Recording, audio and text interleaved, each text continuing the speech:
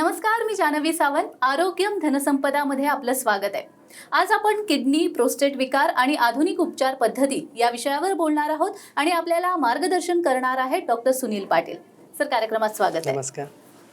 तर विषयाला सुरुवात करण्याआधी सरांची ओळख करून देते. डॉक्टर सुनील पाटील हे अनुभवी यूरोलॉजिस्ट असून आतापर्यंत त्यांना 11हून अधिक वर्षांचा अनुभव आहे. त्यांच्या नावावर 20हून अधिक राष्ट्रीय व शैक्षणिक प्रकाशनं आहेत. त्यांना किडनी, ब्लॅडर, प्रोस्टेट आणि इतर यूरोलॉजिकल कॅन्सरमध्ये विशेष अनुभव आहे.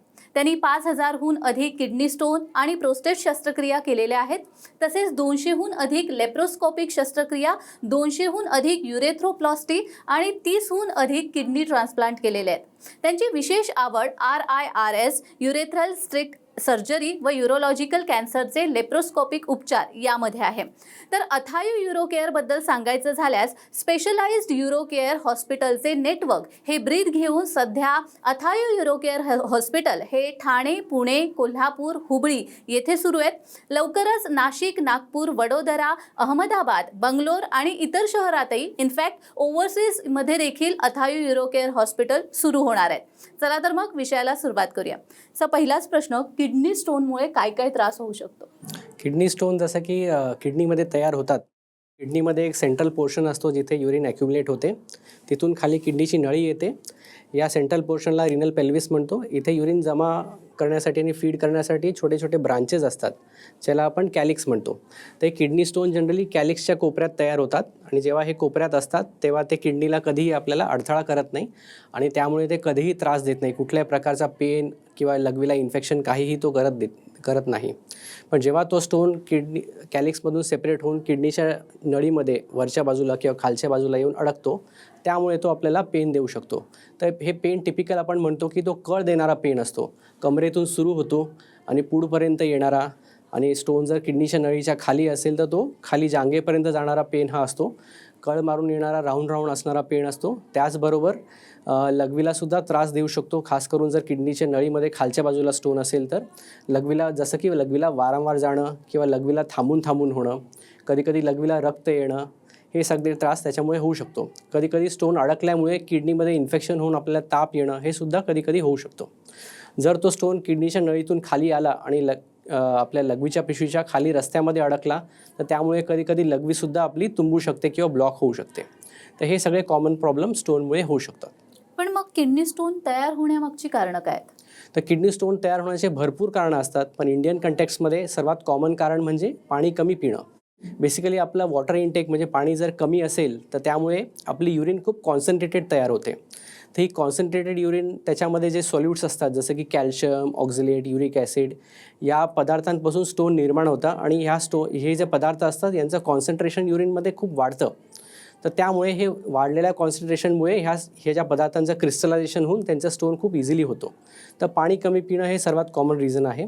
सेकंड कॉमन रिझन म्हणजे इंडियामध्ये जे स्टोन बेल्ट असतो, खास करून त्याच्यामध्ये महाराष्ट्र, गुजरात, राजस्थान, मध्य प्रदेश, बिहार, ओरिसा, वेस्ट बेंगॉल हा जो बेल्ट आहे यामध्ये बोरवेलचं पाणी किंवा हार्ड वॉटर हे खूप कॉमन असतं. जिथे जिथे बोरवेलचं पाणी वापरलं जातं तिथे तिथे त्या पाण्यामध्ये त्याचे सॉल्यूट्स जसं की कॅल्शियम हे खूप जास्त प्रमाणात असतं. हे कॅल्शियम आपण डाएटमध्ये पाण्यामध्ये जर जास्त घेत असू तर तो युरिनमध्ये सुद्धा ऑब्व्हियसली जास्त फेकला जाणार आणि त्यामुळे हे कॅल्शियमचे स्टोन होणं त्यांच्यामध्ये खूप कॉमन असतं. खास करून मोठे मोठे कॅल्शियमचे स्टोन त्या केसेसमध्ये निर्माण होतात. तर बोरवेलचं पाणी पिणं हे कॉमन रिझन असतं. जिथे म्युन्सिपाल्टीचं पाणी अवेलेबल असतं तिथे हे प्रॉब्लेम नाही होत, कारण ते सॉफ्ट वॉटर असतं. तिसरं इम्पॉर्टंट कारण म्हणजे इंडियामध्ये सर्वात कॉमन टाईपचा स्टोन म्हणजे कॅल्शियम ऑक्झलेट स्टोन. त्याच्यामध्ये 2 पदार्थ असतात, कॅल्शियम आणि ऑक्झलेट. तर जे आपण जर डाएटमध्ये आपण कॅल्शियम जास्त घेत असो, जसं की नॉर्मल आपल्याला डाएटमध्ये जे डायटरी सोर्स ऑफ कॅल्शियम असतात जसं की डेअरी प्रोडक्ट्स, नॉनव्हेज फूड, याच्यामध्ये जे कॅल्शियम आपल्याला मिळतं ते एकदम हाय क्वांटिटीमध्ये नसतं आणि आपल्याला बॉडीला नॉर्मल अमाऊंटमध्ये सुद्धा कॅल्शियम लागतो. पण जर आपण कॅल्शियम टॅबलेट्स घेऊ असो, म्हणजे कुठल्याही कारण असतं, जसं सांधेदुखी असो, कंबरदुखी असो, कुठल्याही मेडिकल रिझनमुळे कॅल्शियम टॅबलेट्सची गरज आपल्याला पडत असेल आणि ती आपण घेत असो तर त्यामुळे आपल्याला स्टोन होण्याचं कारण खूप वाढू शकतं. ओके. दुसरं म्हणजे कॅल्शियमबरोबर असतं ऑक्झलेट. ऑक्झलेट म्हणजे ऑक्झॅलिक ॲसिड. तर आपण जे खातो त्याच्यामध्ये काही पदार्थांमध्ये ऑक्झॅलिक ॲसिड हे खूप जास्त असतं, जसं की पालक, भेंडी आणि वांगं हे भाज्यांमध्ये ऑक्झॅलिक ॲसिड खूप जास्त असतं. त्याचबरोबर स्वीट पोटॅटो म्हणजे रताळू, चॉकलेट, कॉफी, ब्लॅक टी म्हणजे कोरा चहा, त्याचबरोबर बीटरूट आणि ॲल्मंड्स म्हणजे बदाम, पीनट्स म्हणजे शेंगदाणा, मस्टर्ड म्हणजे राई, मोहरी किंवा मस्टर्ड ऑइल, मोहरीचं तेल, याच्यामध्ये ऑक्झॅलिक ॲसिड खूप जास्त असतो. हे जास्त खाल्ल्यामुळे सुद्धा ऑक्झॅलेट स्टोन होऊ शकतो. काही पेशंट्सला युरिक ॲसिड स्टोन असतो. तर युरिक ॲसिड स्टोन होण्याचं कारण म्हणजे ज्यांना ब्लडमध्ये युरिक ॲसिड खूप जास्त असतं, ज्याला आपण हायपर युरिसिमिया किंवा गाऊट म्हणतो. तर याच्यामुळे हे युरिक ॲसिड, ब्लडचं युरिक ॲसिड युरिनमध्ये फेकलं जातं आणि युरिनमध्ये त्याचा कॉन्सन्ट्रेशन वाढून युरिक ॲसिडचे स्टोन तयार होऊ शकतात. 5वं इम्पॉर्टंट कारण म्हणजे डायबेटिक पेशंट्सला खास करून युरिनमध्ये इन्फेक्शन होणं खूप कॉमन असतं. तर हे इन्फेक्शन जर युरिनरी ट्रॅक्ट म्हणजे खालच्या बाजूला आधी होतो आणि ते व्यवस्थित ट्रीट नाही केलं किंवा ते इन्फेक्शन रेझिस्टंट असेल तर ते किडनीमध्ये जाऊन वारंवार इन्फेक्शन होऊन लॉंग टर्म जर ते इन्फेक्शन किडनीमध्ये असेल लो ग्रेड, तर त्याच्यामुळे किडनीमध्ये स्टोन निर्माण होतो, ज्याला आपण ट्रिपल फॉस्फेट किंवा स्टॅगॉन स्टोन म्हणतो. तर हा इन्फेक्शनचा स्टोन हा थर्ड मोस्ट कॉमन स्टोन आहे. तर हे सर्वसाधारण कॉमन रिझन्स इंडियामध्ये हे आहेत. सर, ज्या लोकांना मुतखडा आहे किंवा पूर्वी होता, तर भविष्यात मुतखडा होऊ नये पुन्हा, यासाठी काय केलं पाहिजे? हो, तर जसं ज्यांना ऑलरेडी स्टोन आहे तर त्यांना स्टोन निघाल्यानंतर सुद्धा फ्युचरमध्ये 30 to 50% चान्स असतो की पुन्हा स्टोन होऊ शकतो. त्यासाठी प्रिव्हेंटिव्ह मेजर्स म्हणजे आता आपल्याला कारणं माहीत झाली आहे का होतो, तर प्रिव्हेंटिव्ह मेजर्ससुद्धा आपल्याला माहीत आहे. पाणी कमी पित असाल तुम्ही तर पाणी तुम्हाला वाढवायला लागेल. म्हणजे दिवसातून ॲटलिस्ट 2.5 ते 3 लिटर तुम्ही पाणी पिलं पाहिजे. आणि समर सीझन असेल, जसं आता समर सीझन चालू आहे, तर 3 लिटरपेक्षाही जास्त तुम्हाला पाणी वाढवावं लागतं. त्याचं रफ गाईड म्हणजे काय, जेव्हा आपण युरिन करतो तर युरिनचा कलर नेहमी आपण ऑब्झर्व करत राहायचा. तर युरिनचा कलर एकदम व्हाईट पाहिजे किंवा लाईट येलो पाहिजे, एवढं पाणी तुम्ही पिलं पाहिजे. जर तो डार्क येलो येत असेल तर ते पाणी तुमचं म्हणजे कमी आहे. दुसरं म्हणजे जर हार्ड वॉटर तुम्हाला सप्लाय होत असेल आणि त्याच्यामध्ये तुम्हाला ऑप्शन नाही आहे सॉफ्ट वॉटरचा, त्याच्यामध्ये हार्ड वॉटरला सॉफ्ट करण्यासाठी आपण ॲक्वागार्ड बसवतो. त्याच्यामध्ये स्पेसिफिक जे रिव्हर्स ऑस्मोसिसवाला जे ॲक्वागार्ड असतं म्हणजे वॉटर प्युरिफायर असतं ते तुम्ही बसू शकता. त्याने हार्डनेस जे वॉटरचं असतं ते एकदम कमी होऊन सॉफ्ट होतं, विच इज व्हेरी इफेक्टिव्ह. ते तुम्ही वापरू शकता. तिसरं म्हणजे ज्यांना कॅल्शियम ऑक्झिलेटचे स्टोन असतात, आपण बेसिकली ज्यांना ऑलरेडी स्टोन होऊन झालेला असतो त्यांना आपण स्टोन जो आपल्याला सॅम्पल असतो तो ॲनालिसिसला पाठवतो. त्याच्यामध्ये आपल्याला कळतं कुठला स्टोन आहे. तर कॅल्शियम ऑक्झिलेट जर आपल्याला माहीत असेल तो कॅल्शियम ऑक्झिलेटचा स्टोन आहे, तर जर तुम्हाला कॅल्शियमचे टॅबलेट चालू असेल तर ते आपण बंद करावं पाहिजे. ऑक्झिलेट त्याच्यामध्ये असतं, त्याच्यामध्ये मी जसं लिस्ट सांगितली सगळे पदार्थ, हे पदार्थ तुम्हाला एकदम बंद केले पाहिजे किंवा एकदम रेस्ट्रिक्ट केले पाहिजे. बंद नाही केलं, खूप वेळेस पॉसिबल नसतं, बंद नाही केलं तर रेस्ट्रिक्ट करा. जसं त्याच्यामध्ये एक एक्झाम्पल द्यायचं झालं तर कॉफी तुम्ही रेग्युलर घेत असाल तर ती बंद करा. चहा सर्वजण पिता इंडियामध्ये, पण चहामध्ये कोरा चहा तुम्ही पिऊ नका. ब्लॅक टी तुम्ही घेतली, त्याच्यामध्ये जी चहापत्ती टाकतो त्यांना जास्त बॉईल केल्यावरती त्याच्यामध्ये ऑक्झॅलिक ॲसिड खूप जास्त वाढतं. तर चहा जर बनवत असाल तर बॉईल तुम्ही कमी करा, कमी प्रमाणात चहापत्ती टाका आणि त्याच्यामध्ये कोरा चहापेक्षा दुधाचा चहा प्या. म्हणजे त्याच्यामध्ये चहापत्तीचं कॉन्सन्ट्रेशन कमी असतं, प्लस दूध आपल्याला ऑक्झॅलिक ॲसिड ॲब्झॉर्ब होऊ देत नाही. तर त्याच्यावर दुधाचा चहा तुम्ही पिऊ शकता. चहाचं प्रमाण 1 किंवा 2 वेळा ठेवा, म्हणजे हे आपल्याला सोपा उपाय असतो. ज्यांना युरिक ॲसिड स्टोन असतो त्यांना डाएटमध्ये नॉनव्हेज फूड तुम्ही कमी करा, रेस्ट्रिक्ट करा एकदम. किंवा भाज्यांमध्ये कॉलीफ्लावर किंवा मशरूम किंवा बियर हे सगळं पदार्थ तुम्ही अवॉइड करा, म्हणजे युरिक ॲसिड स्टोन वारंवार होणार नाही. जे पेशंट्स डायबेटिक असतात त्यांनी एकदम सतर्क राहायला पाहिजे की तुम्हाला कधी युरिन इन्फेक्शन झालं किंवा युरिन इन्फेक्शनची लक्षणं आली की ते ॲप्रोप्रिएट म्हणजे युरोलॉजिस्टला दाखवून तुम्ही त्याचं इन्व्हेस्टिगेशन आणि ट्रीटमेंट करून घेतलं पाहिजे, ज्या करून त्याचे कॉम्प्लिकेशन आणि स्टोन फॉर्मेशन होणार नाही. तर हे सोपे उपाय आहेत. अगदीच. पण असं म्हटलं जातं बऱ्याचदा, असं ऐकलंय मी की टोमॅटो नाही खायचा किंवा वांगं नाही खायचं, म्हणजे बिया असलेल्या भाज्या नाही खायच्या. तर हे बरोबर आहे का? तर हे एकदम मिसकन्सेप्शन आहे बेसिकली, ओके. की बियांचं आणि आपलं स्टोन फॉर्मेशनचं काहीही रिलेशन नाही आहे. तर टोमॅटो तुम्ही नक्की खा. बियांमध्ये मी सांगितलं की वांग आणि भेंडी यांच्यामध्ये बिया असतात, पण बाकी पदार्थामध्ये बिया नाही आहे. तर बियांचं आणि याचं काही कोरिलेशन नाही आहे. तुम्ही हे जे पदार्थ मी सांगितले एवढे तुम्ही अवॉइड केले पाहिजे, बाकी बियांचं बेसिकली नो कोरिलेशन. ओके. मग किडनी स्टोन काढण्याची जी सर्जरी आहे त्याची कुठचे पर्याय त्याचे उपलब्ध आहेत मुळात, आणि कुठचे चांगले आहेत, फायद्याचे आहेत? सो बेसिकली किडनी स्टोनचे 2 इम्पॉर्टंट प्रकार असतात स्टोन काढण्याचे. जर स्टोन मोठा असेल, जसं की 1 सेंटीमीटरपेक्षा मोठा असेल तर त्याला आपल्याला काढावा लागतो. त्याच्यामध्ये सर्वात अत्याधुनिक उपाय म्हणजे आपण त्याला RIRS सर्जरी म्हणतो, म्हणजे रेट्रोग्रेड इंट्रारिनल सर्जरी. त्यामध्ये आपण एक बारीकशी दुर्बीण असते आमच्याकडे, 2 मिलीमीटरची दुर्बीण, जी लघवीच्या मार्गातून, जिथून आपण लघवी पास करतो तिथून तो दुर्बीण टाकून किडनीपर्यंत तो दुर्बीण पोहोचवतो फ्लेक्झिबल दुर्बीण असते आणि किडनीच्या प्रत्येक कॅलिक्समध्ये जे ब्रांचेस मी सांगितले प्रत्येक ब्रांचेसमध्ये ती घुसू शकते अशी दुर्बीण असते आणि कुठेही स्टोन असेल तर त्याला आपण लेझरने पावडर करून तो सक्शन करून ती पावडर काढली जाते. तर हा एक सर्वात अत्याधुनिक उपाय असतो. याच्यामध्ये ऑपरेशननंतर पेशंटला काही टाके येत नाही, काही पेन होत नाही. ऑपरेशनच्या दुसऱ्या दिवशीच तुम्ही डिस्चार्ज होतात. ओके. दुसरा आणि हा उपाय बेसिकली स्टोन जर 2-2.5 सेंटीमीटरपेक्षा मोठा असेल तर त्याच्यामध्ये हा उपयुक्त नाही आहे. 2.5 सेंटीमीटरपेक्षा छोटा असेल, मेजॉरिटी लोकांना 2.5 सेंटीमीटरपेक्षा छोटेच असतात आजकाल, तर त्यांच्यामध्ये RRS आपण करू शकतो. पण ज्यांना 2.5 सेंटीमीटरपेक्षा मोठा स्टोन असेल तर त्यांना खालून दुर्बिणीने ते काढणं शक्य होत नाही. तर त्यांना आपण कमरेच्या वाटे इथून एक छोटासा होल करतो.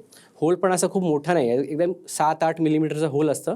ते होल करून किडनीपर्यंत आपण रस्ता बनवतो आणि त्याच्यातून आपण दुर्बीण टाकतो बेसिकली आणि स्टोनला फोडून आपण काढतो. तर ही पद्धत आपण म्हणतो की याला PCNL म्हणजे परक्युटेनियस नेफ्रोलिथोटोमी. तर हे 2 कॉमन उपाय आहेत स्टोन काढण्याचे. अगदीच. सर, सिनियर सिटीजनमध्ये प्रोस्टेट ग्रंथीचा आजार होतो. हो. प्रोस्टेट ग्रंथी म्हणजे नेमकं काय आणि शरीरामध्ये त्याचं काय कार्य असतं? प्रॉस्टेट ग्रंथी म्हणजे आता आपली लघवीची पिशवी असते, त्याच्या खाली लघवीचा रस्ता येतो. तर लघवीच्या रस्त्याच्या अवतीभोवती अशी सर्क्युलर फॅशनमध्ये ही ग्लँड असते, ग्रंथी असते, प्रॉस्टेट ग्रंथी.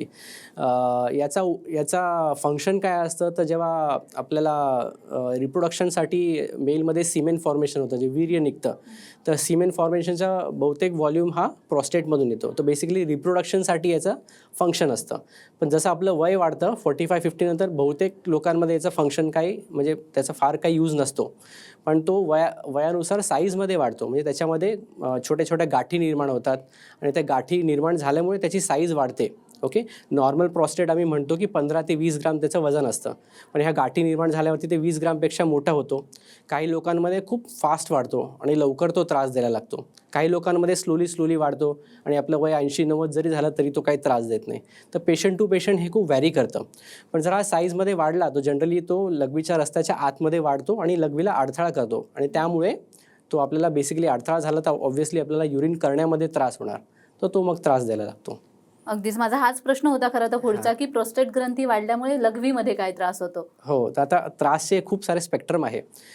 जसा तो प्रॉस्टेट ग्रंथी वाढायला सुरुवात करतो आणि लघवीला अडथळा करतो, तर इनिशियल फेजमध्ये आपली लघवीची पिशवी त्याला थोडंसं काउंटरॅक्ट करायला जोरात लघवी पंप करते.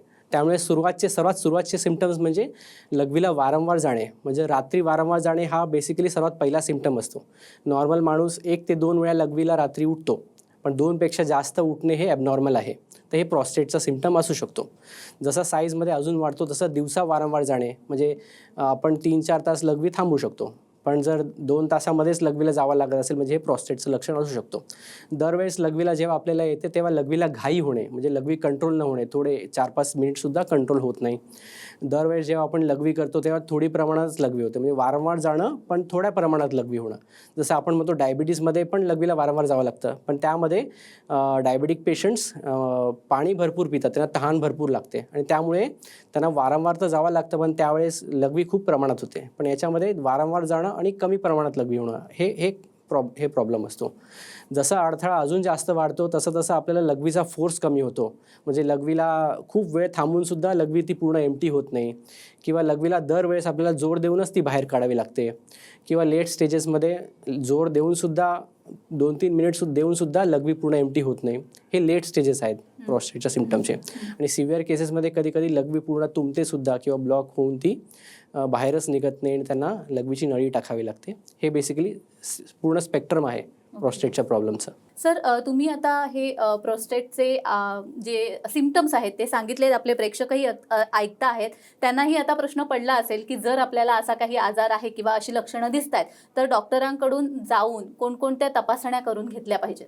तर बेसिकली ज्यांना काही हे सिम्पटम्स तुम्हाला जाणवत असतील, जसं रात्रीला वारंवार जाणं किंवा दिवसा वारंवार जाणं, तर तुम्ही नियरबाय युरोलॉजिस्टला नक्की कन्सल्ट करा. युरोलॉजिस्टला तुम्ही कन्सल्ट केल्यानंतर तुमचं बेसिकली हिस्ट्री ते घेतात आणि तुम्हाला एक्झॅमिन करतात. एक्झॅमिनेशनमध्ये पोटाची तपासणी करतात, लघवीच्या रस्त्याची तपासणी करतात आणि प्रॉस्टेटची तपासणी करतात. म्हणजे प्रॉस्टेट आपण फिंगर टाकून फील करतो, प्रॉस्टेट कसा वाटतोय, किती वाढलेला आहे, त्याच्यामध्ये काही कडकपणा आहे का. कडकपणा म्हणजे कॅन्सरसुद्धा असू शकतो. आता आपण म्हणतो की प्रॉस्टेटमध्ये गाठी निर्माण होतात, तर जनरली ते बिनाईन असतात, म्हणजे नॉन कॅन्सरस. ओके, पण काही प्रमाणात म्हणजे लेस दॅन 5% केसेसमध्ये त्याच्यामध्ये कॅन्सरही आढळू शकतो. ओके, जसं जसं वय वाढतं तसं तसं कॅन्सर होण्याची शक्यता जास्त असते प्रॉस्टेटमध्ये. तर ते कॅन्सर आहे की नाही ते सुद्धा रूल आउट करण्यासाठी प्रॉस्टेटला एक्झॅमिन केलं पाहिजे फिंगर टाकून, तो कसा फील होतो, हा एक असतो भाग. दुसरा भाग म्हणजे त्याचा एक ब्लड टेस्ट असतो ज्याला आपण सिरम PSA म्हणतो. PSA म्हणजे प्रॉस्टेट स्पेसिफिक अँटीजन. तर हा ब्लड टेस्ट केला आणि त्याच्यामध्ये तिची व्हॅल्यू नॉर्मल निघाली, आपण प्रॉस्टेटला फील केला आणि तो सुद्धा नॉर्मल आपल्याला वाटला, म्हणजे त्याच्यामध्ये कॅन्सर नाही आहे. पण कुठेही आपल्याला जर डाऊट आढळला, म्हणजे आपण प्रॉस्टेट फील करतो त्याच्यामध्ये काही कडकपणा आपल्याला जाणवला किंवा PSA हा टेस्ट आहे हा खूप हाय आला, त्याची नॉर्मल व्हॅल्यू लेस दॅन 4 असते, 4पेक्षा कमी असेल म्हणजे नॉर्मल, पण त्याच्यापेक्षा जर तो हाय आला त्याचा म्हणजे काहीतरी कॅन्सरचा संशय असतो. मग त्यासाठी आपण अजून तपासण्या करतो, जसं प्रॉस्टेटचा MRI करतो. त्याच्यामध्ये आपल्याला कळतं की आतमध्ये काही सस्पिशियस गाठी आहेत का, संशयास्पद काही वाटतं आहे का, आणि त्याच्यानुसार आपण त्यांना प्रॉस्टेटची बायोप्सी करण्याची सुद्धा सल्ला देतो. ओके. तर त्याच्यामध्ये असं नाही की आपण MRI केला आणि आपल्याला काही डाऊटफुल वाटलं, म्हणजे असं नाही की प्रत्येक पेशंटला कॅन्सर आहेच. त्याच्यामध्ये आपण बायोप्सी करतो, तर डिपेंडिंग ऑन आता MRIची फाइंडिंग्स आणि PSAचा लेवल, त्याचा पर्सेंटेज खूप कमी असतो. मे बी 10%, 20% लोकांनाच कॅन्सर निघतो. त्याच्यामध्ये व्हॅरी करतं, पण इन जनरल सर्वांना नाही निघत बेसिकली. तर घाबरण्याचं असं कारण नसतं, पण त्याचं इव्हॅल्युएशन आणि त्याचं बेसिकली डायग्नोसिस करून घेणं खूप गरजेचं असतं. तर हे सगळं रूल आउट झाल्यावरती तुम्हाला काही सोनोग्राफी सांगण्यात येतं. म्हणजे एक प्रॉस्टेटची सोनोग्राफी असते, त्याच्यामध्ये प्रॉस्टेट किती वाढला आहे. त्याच्यानंतर लघवी केल्यानंतर आतमध्ये लघवी काही उरते का, म्हणजे लघवीला अडथळा आहे का प्रॉस्टेटचा, की फक्त सुरुवात आहे, हे आपल्याला जस्ट आयडिया येते. आपण एक युरिन टेस्ट करतो, त्याच्यामध्ये युरिनमध्ये इन्फेक्शन तर नाही आहे ना हे आपल्याला कळतं. तर हे तपासण्या करून बेसिकली तुम्हाला युरोलॉजिस्टला पुन्हा भेटावं लागतं आणि एक डिटेल्ड डिस्कशन असतं. म्हणजे आपण म्हणतो ना की आजकाल शेअर्ड डिसिजन मेकिंग असतं. म्हणजे आधी कसं की डॉक्टर सांगणार हे करा, हे घ्या आणि ते तुम्हाला घेतलं पाहिजे. आता नाही, आता शेअर्ड डिसिजन असतं प्रॉस्टेटमध्ये सुद्धा. तर जर पेशंट्सला जे सिम्पटम आहे वारंवार जाणं, ते त्याला जर त्रासदायक वाटत नसेल आणि तुमचे रिपोर्ट सगळे नॉर्मल आहे, जसं तुम्ही सोनोग्राफी केलं त्याच्यामध्ये लघवी फार काही उरत नाही प्रॉस्टेटचं, म्हणजे लघवी केल्यानंतर लघवी एकदम क्षुल्लक उरते. युरिनच्या टेस्टमध्ये काही इन्फेक्शन नाही आहे तुम्हाला, किंवा PSA टेस्टमध्ये काय कॅन्सरसारखं वाटत नाही आहे, तर मग आपल्याला पेशंटबरोबर डिस्कस करून डिसाईड करावं लागतं की त्यांना की जो त्रास होतो युरिनचा, रात्री वारंवार उठणं, दिवसा वारंवार उठणं, तर हा त्यांना ॲक्च्युली त्रासदायक वाटतो का. त्यांना आता युरोलॉजिस्टचं भाषण ऐकून किंवा स्पीच ऐकून त्यांना कळालं की अरे मला पण असं होतं आहे, पण त्याचा ॲक्च्युली त्यांना त्रास जाणवतो आहे का, हे आपल्याला त्यांच्याशी डिस्कस केलं पाहिजे. जसं काही लोकांना रात्री 3-4 वेळा उठणं ओके वाटतं, म्हणजे त्यांना काही वाटत नाही, ठीक आहे मला चालेल असं. दिवसा वारंवार जाणं पण ओके वाटतं, जर ते खूप जॉबमध्ये बिझी नसेल, त्यांना जास्त ट्रॅव्हल करायचं नसेल, घरीच असेल. खास करून सिनियर सिटीजन जे रिटायर्ड असतात ते घरीच असतात, तर त्यांना रात्री वारंवार जाणं हे त्रासदायक वाटत नाही. मग त्यासाठी त्यांनी काही औषधं टॅबलेट्स घेणं कंपल्सरी नाही आहे त्यांच्यासाठी ॲक्च्युली. पण ज्यांना जसं एक्झाम्पल द्यायचं झालं की ज्यांना सांधेदुखी असते ओल्ड एजमध्ये, त्यांना रात्रीचं 1 वेळा उठणंसुद्धा प्रॉब्लेमदायक असतं. आणि तुम्हाला सांगतो की मेजॉरिटी जे ऑर्थोपेडिक जे फ्रॅक्चर्स असतात, हिप फ्रॅक्चर, जे बाथरूममध्ये पडून होतात ते रात्रीच होतात. आणि रात्री का होतात की त्यांना रात्री वारंवार लघवीला उठावं लागतं आणि त्यांना उठून ते अंधारात जातात आणि मग ते पाय पाण्यामध्ये पडून ते खाली पडतात. तर हे सुद्धा प्रॉब्लेमदायक असतं. म्हणून पेशंटला जर त्याचा प्रॉब्लेम नसेल तर तुम्ही टॅबलेट्स नका घेऊ नक्की, पण 6-6 महिन्याने सोनोग्राफी करून चेक करा आतमध्ये सगळं व्यवस्थित चाललं आहे की नाही. पण जर तुम्हाला त्याचा प्रॉब्लेम वाटत असेल तर आपल्याकडे सिम्पल उपाय आहे की त्याची एक टॅबलेट असते प्रॉस्टेटची, रोज रात्री एक घ्यायची असते. आता कसं आहे की ती गोळी रात्री घेतली की प्रॉस्टेट जो आहे तो रिलॅक्स होतो, रस्ता मोकळा होतो आणि पेशंटला बऱ्यापैकी फ्लो वाढतो. त्याच्यामध्ये ती गोळी असते, त्याच्यामध्ये 2 गोळ्यांचं कॉम्बिनेशन असतं. त्याच्यात एक गोळी असते जी प्रॉस्टेटला रिलॅक्स करते आणि दुसरी गोळी असते ती लॉंग टर्म आपण घेतली 2-3 वर्ष की ती प्रॉस्टेटला श्रिंक करते, साईजमध्ये श्रिंक करते. तर त्याचा साईज कमी झाला की ऑटोमॅटिकली त्याचा अडथळा कमी होतो. तर अशा पेशंट्समध्ये ती टॅबलेट आपण 2-3 वर्ष घेतली तर प्रॉस्टेट बऱ्यापैकी तो साईज श्रिंक होतो आणि कदाचित त्यांना गोळ्यांची गरज नाही पडत. पुढे आपण स्टॉप करून बघू शकतो. पण ज्यांना श्रिंक होऊन सुद्धा अडथळा असेल त्याचा, जसं की काही लोकांना प्रॉस्टेट 80-90 ग्राम असेल तर ते श्रिंक होऊन सुद्धा तो फार जास्त श्रिंक नाही होत, म्हणजे 10-20% श्रिंक होतो, तर तरीसुद्धा त्यांना गरज पडते, तर त्यांना कंटिन्युअसली घ्यावी लागते बीपीच्या टॅबलेटसारखी. निश्चितच. प्रोस्टेट ग्रंथी वाढू नयेत म्हणून आहार किंवा व्यायामाचा काही फायदा होतो की नाही? आहार किंवा व्यायामाचा असं काहीच रोल नाही, किंवा कारण आपण म्हणतो prostate is a disease of ageing, म्हणजे हे वय वाढल्याचा डिसीज आहे, तर त्याच्यामध्ये व्यायाम करून तो साईज कमी होणार असं काहीच नाही, काय डाएटमुळे फायदा होणार, एक्सरसाइजमुळे फायदा होणार, काहीच नाही, असं काहीच नाही. पण मग प्रोस्टेटसाठी सर्जरी करायची असल्यास कोणते पर्याय उपलब्ध आहेत आणि त्यातील कोणता चांगला पर्याय? तर ज्यांना गोळीने फरक नाही पडत, आता असं नाही की सर्वांना फरक पडणारच, पण ऑलमोस्ट 80% लोकांना गोळीने फरक पडतो, पण 20% लोकांना गोळीने फरक पडत नाही, किंवा गोळी घेऊनसुद्धा त्यांना लघवीला वारंवार इन्फेक्शन होतो आहे, लघवीला वारंवार रक्त जातं, लघवी वारंवार तुंबते, तर याचा म्हणजे हे की टॅबलेट काम करत नाही आहे. मग त्यासाठी आपल्याला प्रॉस्टेटचं दुर्बिणीने ऑपरेशन असतं. आजकाल कुठल्याही युरोलॉजिकल प्रॉब्लेमसाठी चिरफाड करावी लागत नाही, टाके घ्यावे लागत नाही, प्रत्येक गोष्ट दुर्बिणीने होते. तर हे प्रॉस्टेटचं ऑपरेशनसुद्धा जिथून आपण लघवी करतो तिथून एक बारीक दुर्बीण टाकतो आणि त्या दुर्बिणीमार्फत आपण वाढलेलं प्रॉस्टेट लघवीच्या रस्त्यामध्ये जे आतमध्ये वाढतं ते आपण कट करून काढतो. ते कट करण्याचे वेगवेगळे प्रकार असतात. आता काही एक ऑपरेशन असतं ज्याला आपण TURP म्हणतो, म्हणजे ट्रान्सयुरेथ्रल रिसेक्शन ऑफ प्रॉस्टेट. त्याच्यामध्ये आपण इलेक्ट्रिक करंटचा वापर करतो आणि इलेक्ट्रिक करंटने जे वाढलेलं प्रॉस्टेट आहे ते सगळं कट करून रस्ता एकदम व्यवस्थित मोकळा करतो. दुसरा एक प्रकार असतं ज्याला आपण लेझर म्हणतो, लेझर प्रॉस्टेट सर्जरी किंवा होलेप म्हणतो. ओके, तर या ऑपरेशनमध्ये आपण लेझर एनर्जीचा वापर करतो. लेझर एनर्जीने जेवढं वाढलेलं प्रॉस्टेट आहे ते सगळं आपण एक कोर आउट करून काढतो आणि तो सगळा क्लिअर करतो. तर एकदा हे ऑपरेशन केलं की रस्ता मोकळा झाला की पेशंटला जनरली 20-25 वर्ष काहीच होत नाही. ऑपरेशन केल्यानंतरसुद्धा ऑब्व्हियसली प्रॉस्टेट हळूहळू पुन्हा साईजमध्ये वाढू शकतो, पण 20-25 वर्ष तर जनरली काहीच होत नाही त्यांना. त्याच्यामध्ये सर्वात अत्याधुनिक आपण बघायचं गेलं तर एक पद्धती आहे ज्याला आपण युरोलिफ्ट म्हणतो. ही सर्वात नवीन पद्धती आहे. तर ज्यांना आता आपण प्रॉस्टेटचं ऑपरेशन करतो तर ऑपरेशननंतर थोडंसं सेक्शुअल डिस्फंक्शन होतं, म्हणजे कसं की जेव्हा सेक्शुअल इंटरकोर्स करतो तेव्हा वीर्य पूर्ण बाहेर येत नाही, सीमेन पूर्ण बाहेर येत नाही. हे ह्या TURP किंवा लेझर प्रॉस्टेट सर्जरीमुळे त्रास होऊ शकतो. तर त्यांना त्रास हा नाही पाहिजे तर आपण युरोलिफ्ट ही अत्याधुनिक पद्धती आहे, याचाही आपण वापर करू शकतो. अगदीच. म्हणजेच मंडळी, किडनी विकार किंवा प्रॉस्टेट विकार याच्यावरती आता आधुनिक उपचार पद्धती आहेत आणि तुम्हाला जर काही असा त्रास असेल तर स्क्रीनवर दिलेल्या फोन नंबरवर नक्की संपर्क करा आणि डॉक्टर सुनील पाटील यांचं मार्गदर्शन तुम्ही याबाबतीत निश्चितच घेऊ शकतात. सर, तुम्ही इथे आलात आणि खूप छान माहिती दिली, त्यासाठी खूप खूप धन्यवाद. थँक्यू. तर आरोग्यम धनसंपदामध्ये आज आपण इथेच थांबतोय. पुन्हा भेटूया एका नवीन विषयासह. तुम्ही कुठेही जाऊ नका. पाहत रहा TV9 मराठी.